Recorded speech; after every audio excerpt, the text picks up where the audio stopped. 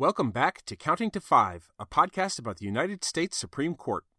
This is the second part of a two-part exploration of the court's unanimous June 19th decision in Matal v. Tam, the case about the Asian American rock band the Slants and their battle with the Patent and Trademark Office to register a trademark on their band name.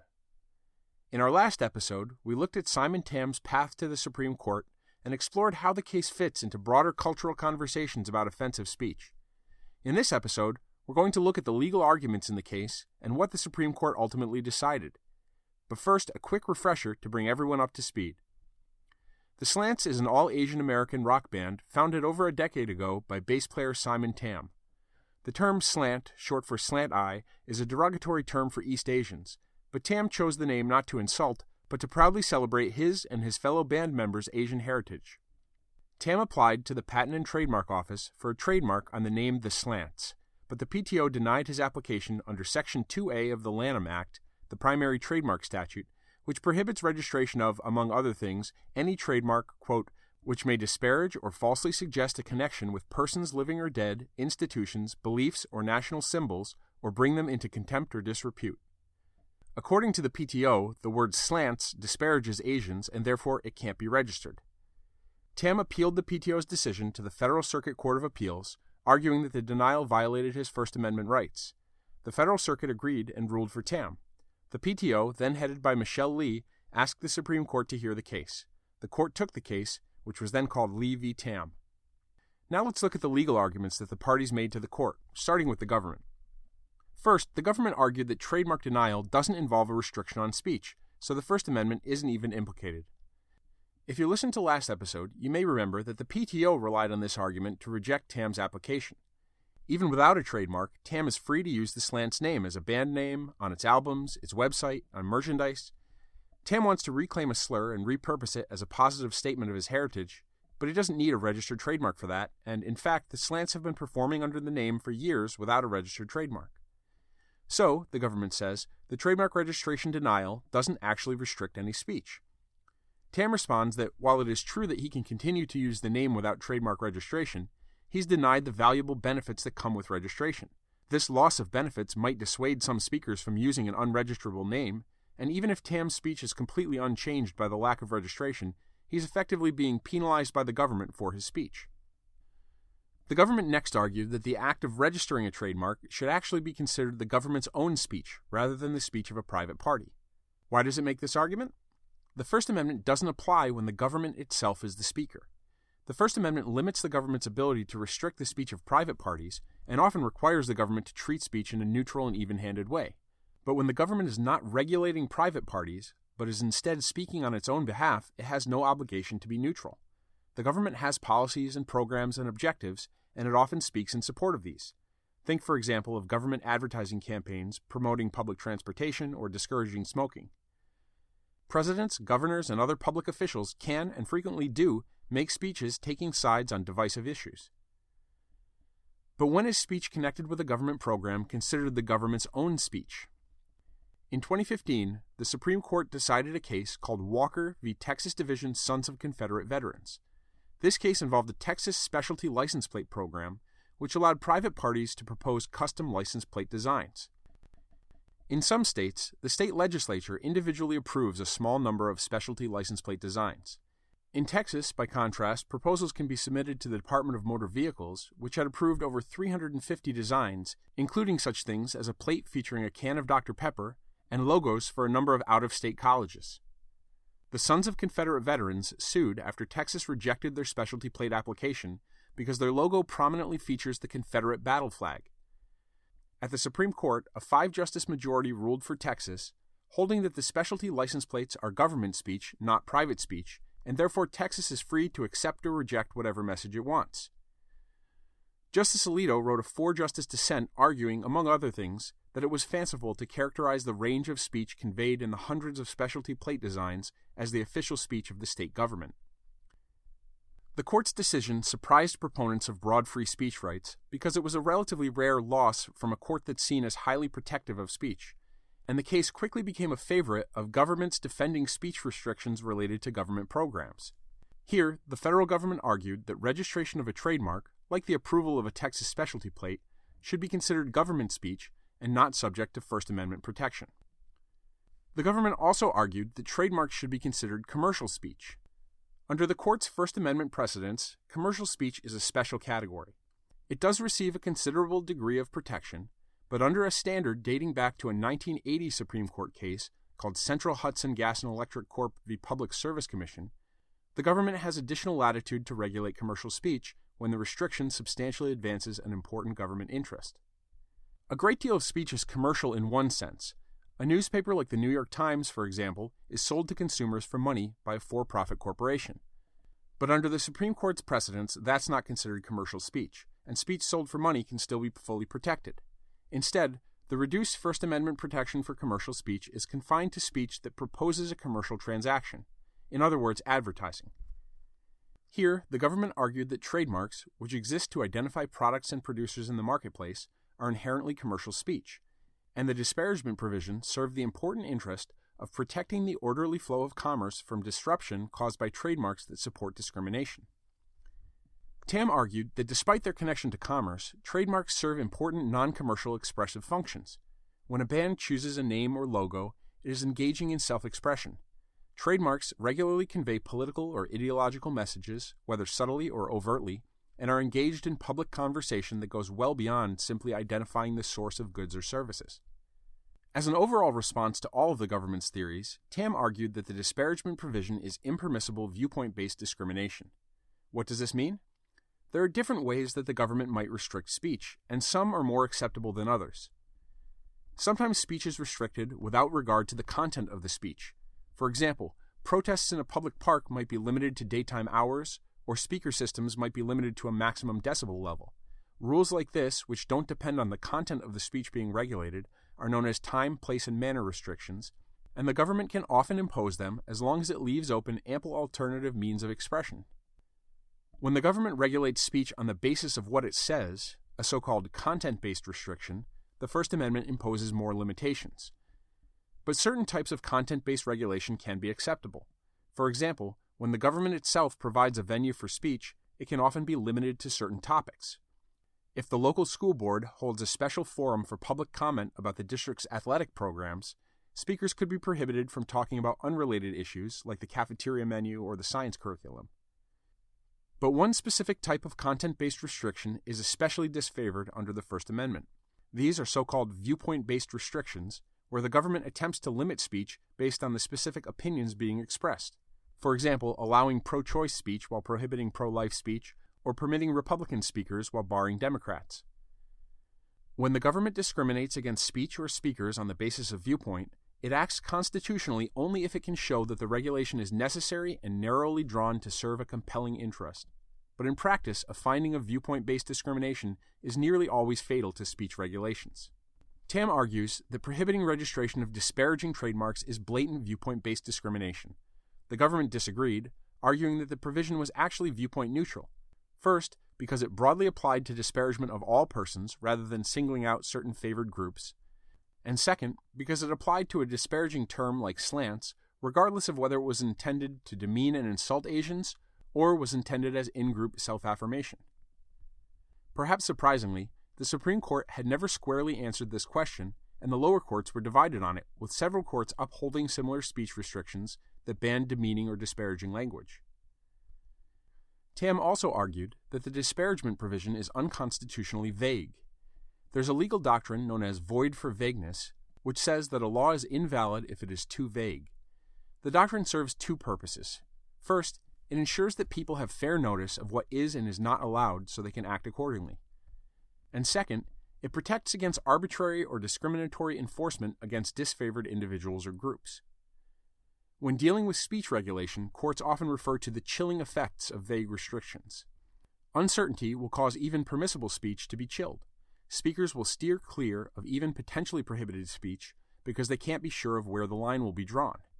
For example, a business seeking to trademark the name of a new product risks wasting valuable time and money developing a brand if that mark might ultimately be rejected as disparaging. It may avoid choosing a particular name, even a name that would have been found non-disparaging, because it can't afford the risk that the PTO might decide otherwise. In support of Tam's argument, amicus briefs quoted the PTO itself describing the disparagement standard as highly subjective and provided a laundry list of offensive trademarks that had received the PTO's blessing over the years. Before we move on, I want to briefly mention one final argument from Tam that wasn't based on the First Amendment, but only on the disparagement provision itself. Tam argued that when the Act referred to trademarks that disparage, quote, persons, this refers only to legal persons, that is, individual people, corporations, nonprofits, and the like, but does not refer to indefinite groups like a race or ethnicity. So, under this interpretation, even if the name the Slants does disparage Asians, this isn't covered by the disparagement provision. On January 18th, the court heard oral argument, and the justices asked tough questions of both sides. The justices were highly critical of the government's position and seemed somewhat more sympathetic to Tam, but were clearly concerned about the potential implications of ruling for him. Most commentators predicted a victory for Tam, but it was anyone's guess what grounds the court's decision would ultimately rely on. On June 19th, the court handed down its decision in the case. But before we dig into the opinions, a quick word about the case name. I mentioned earlier that the Lee in the case name Lee v. Tam was Michelle Lee, the director of the Patent and Trademark Office at the time the case arrived at the Supreme Court. Less than 2 weeks before the Supreme Court issued its decision, Lee resigned suddenly from her position at the top of the PTO. Soon after, Joseph Matal took over as interim director of the PTO. Under the Supreme Court's rules, when a government officer who's a party to a case in an official capacity resigns or otherwise leaves office, he or she is automatically replaced by the successor in office. So, Lee v. Tam became Matal v. Tam. With that out of the way, on to the opinions. Because the case was argued before Justice Gorsuch joined the court, he didn't participate in the decision. The remaining 8 justices ruled unanimously for Tam, but the court was divided over the reason into 2 4-justice factions. In a typical Supreme Court decision, one justice writes an opinion joined by a majority of the justices, and this is designated the opinion of the court. Other justices may add their own concurring or dissenting opinions, but the majority's opinion, the opinion of the court, is the official statement of the law that's viewed as binding by lower courts. Here, however, there was no opinion joined in its entirety by a majority of the court. Justice Alito wrote one opinion, parts of which were joined by all or almost all of the justices, but the rest of which carried only 4 justices. The portions of Alito's opinion that had an actual majority are designated the opinion of the court, but the rest of his opinion is not. Justice Kennedy wrote a concurring opinion for the other 4 justices, and Justice Thomas, who joined most of Alito's opinion, wrote a concurrence expressing his own views.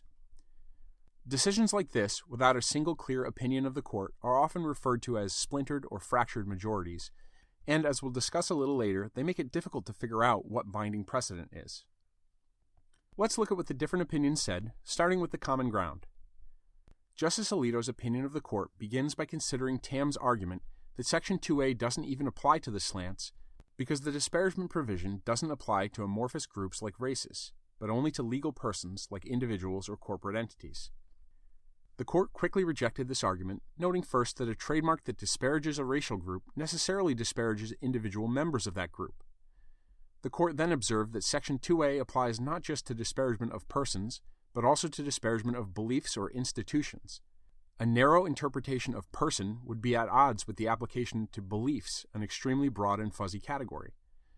This part of the opinion was joined by every justice except Justice Thomas. We'll return to him later.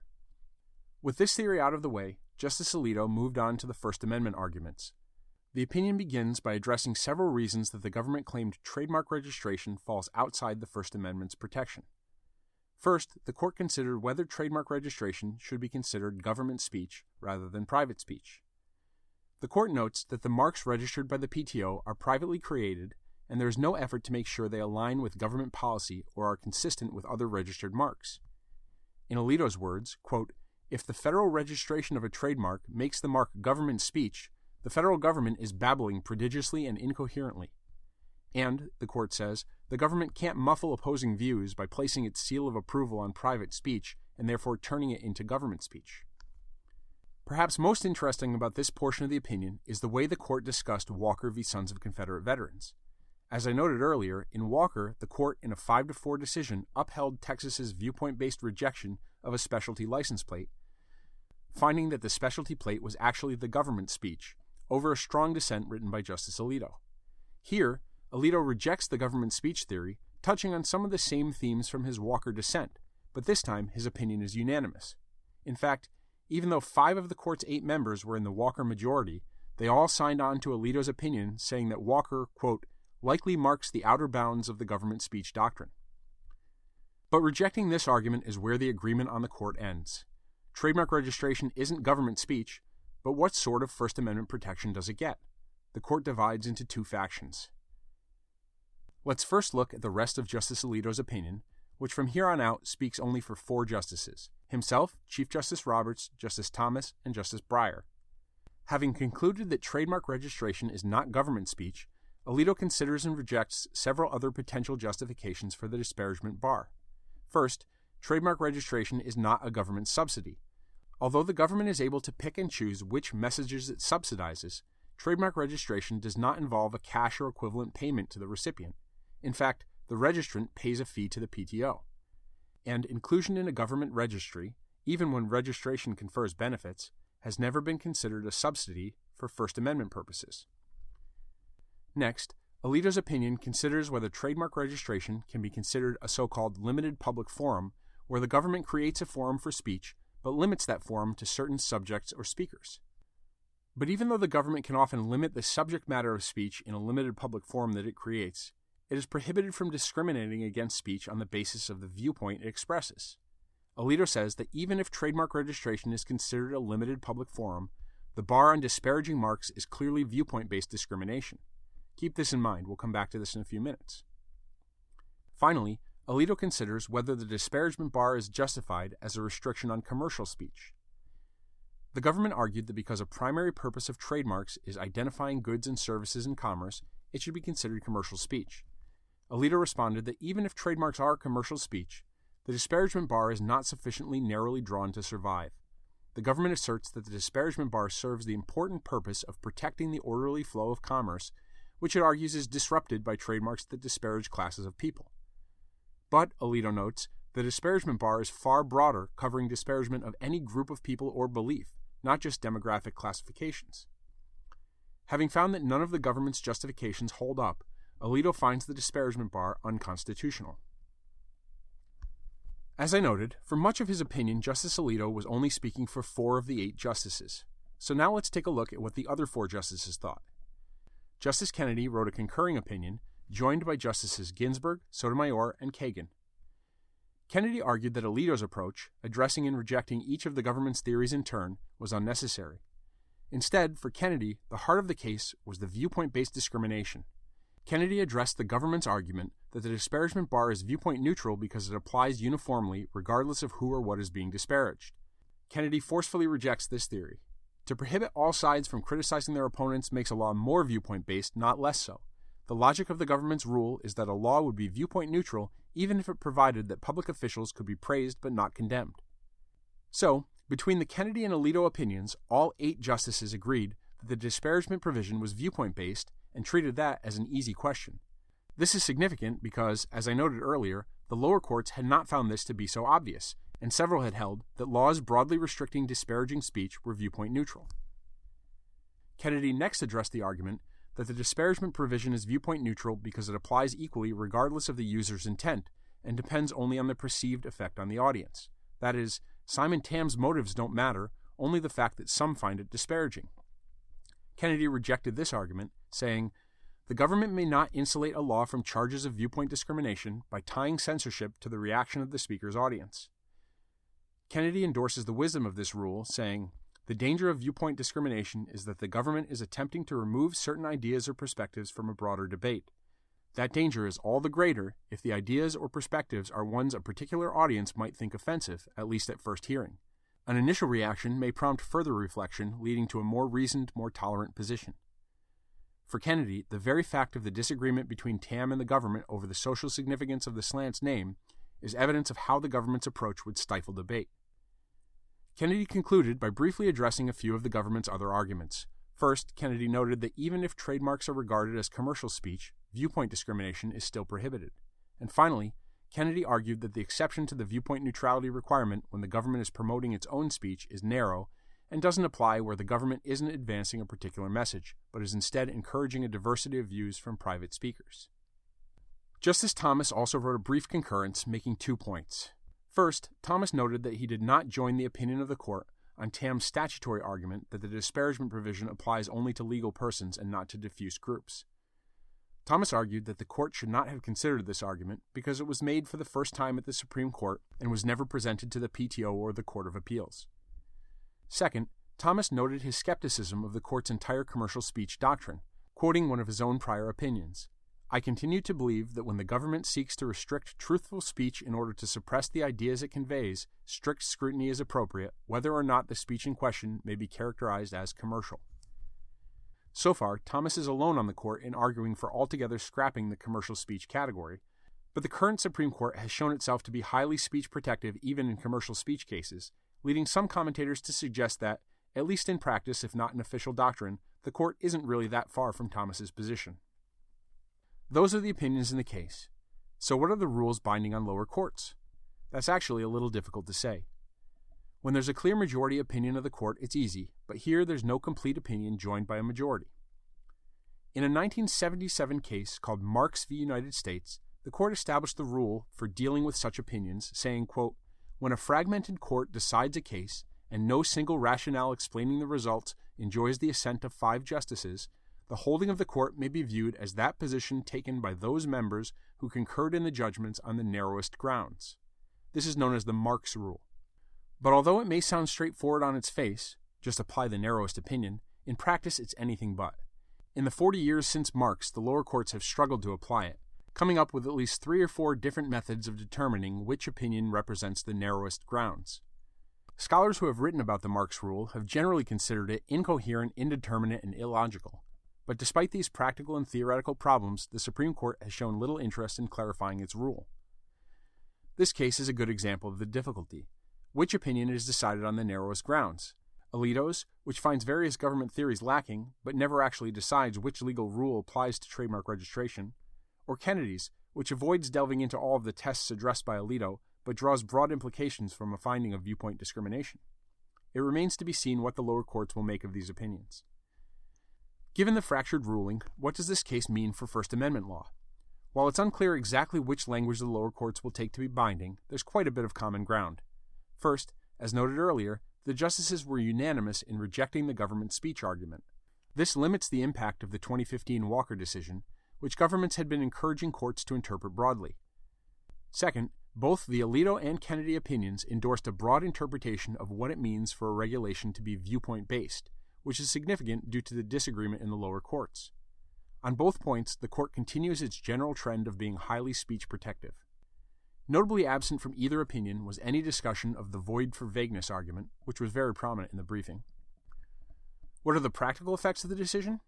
First, Tam gets his registered trademark on the Slants name, and indeed, only days ago, on July 27th, the PTO officially approved the Slants trademark for publication. The second immediate result was on the litigation over the Washington Redskins football team. In 2014, the PTO issued a decision canceling the team's trademarks using the Redskins name, citing the same disparagement provision challenged by Tam in this case. The Redskins' cancellation followed over 20 years of agency and court litigation by several groups of Native Americans, but the team's appeal of the cancellation was still working its way through the lower courts when Levy Tam arrived at the Supreme Court. The Redskins case has been lurking in the background. After Tam petitioned the Supreme Court to take his case, the Redskins filed an amicus brief urging the court to instead wait for the Redskins case to make its way to the court. After Tam's case was accepted, the team filed an amicus brief supporting Tam's position, which was cited in both Justice Alito and Justice Kennedy's opinions. It was clear that a win for the Slants in this case would almost certainly also mean a win for the Redskins, and that is indeed what happened. Shortly after the court's decision in Matal v. Tam, the Native American litigants who brought the challenge to the Redskins' name, as well as the Justice Department, which had been supporting them, conceded defeat. Looking beyond the Redskins, according to reporting from Reuters and NPR among others, following the court's decision, a handful of applications have been filed seeking to trademark various racial slurs. So far, at least, it appears that most, if not all, of these applications were filed by persons seeking to reappropriate the terms in a positive light, or seeking to secure trademarks in order to preemptively block a similar move by bigots. It's not clear whether this represents a real trend or is just a blip following the publicity of the court's decision. Another interesting question is what effect this opinion will have on trademark law beyond the disparagement provision. Section 2A of the Lanham Act, which contains the invalidated disparagement provision, has another provision that prohibits registration of any mark that, quote, consists of or comprises immoral, deceptive, or scandalous matter. The court's decision in Matal v. Tam doesn't say anything about the immoral, deceptive, or scandalous matter provision, but commentators have noted that much of the court's reasoning concerning viewpoint-based speech restrictions would apply equally to supposedly immoral or scandalous marks. It seems likely that going forward, applicants whose trademark registrations are rejected under this provision will bring legal challenges to its validity. Perhaps the more interesting question is whether this opinion will have any effect on more central trademark doctrines. One particular area to watch is the doctrine of tarnishment, which prohibits the unauthorized use of a trademark in a manner that devalues it by placing it in a negative context, even if there's no direct competition or consumer confusion. This frequently involves the use of a trademark in a sexual context that the mark's owner believes reflects badly on its brand. After Matal v. Tam, it seems like an open question whether a finding of tarnishment involves impermissible viewpoint-based discrimination. Both Alito and Kennedy note in their opinions that they are not expressing a view on other aspects of trademark law, so we'll have to wait for future cases to resolve these questions. Thank you, counsel. The case is submitted. And that brings us to the end of Episode 11. Links to resources related to this episode can be found in the show notes at countingto5.com. That's TO and the number 5. You can leave a comment on the show notes post at countingto5.com or on the Counting to 5 Facebook page, tweet at countingto5, or send an email to mike@countingto5.com. You can call and leave questions and comments on the Counting to 5 voicemail line at 774-226-8685. That's 774-2-COUNT-5. Your feedback is appreciated. If you enjoyed this episode, please subscribe to Counting to 5 to make sure you don't miss future episodes. If Counting to 5 is not available in your favorite podcast app, directory, or service, please let us know and we'll do what we can to get it listed. Finally, if you like Counting to 5, please consider supporting us financially. Go to Counting to 5's Patreon page at patreon.com/countingto5, where you can make a recurring monthly pledge in any amount starting as low as $1. There's no long-term commitment, and you can discontinue your pledge at any time. Patrons can get exclusive rewards, including special mini-explainer episodes, live video chats, bonus audio content, and more. Thank you for listening. This has been Counting to 5.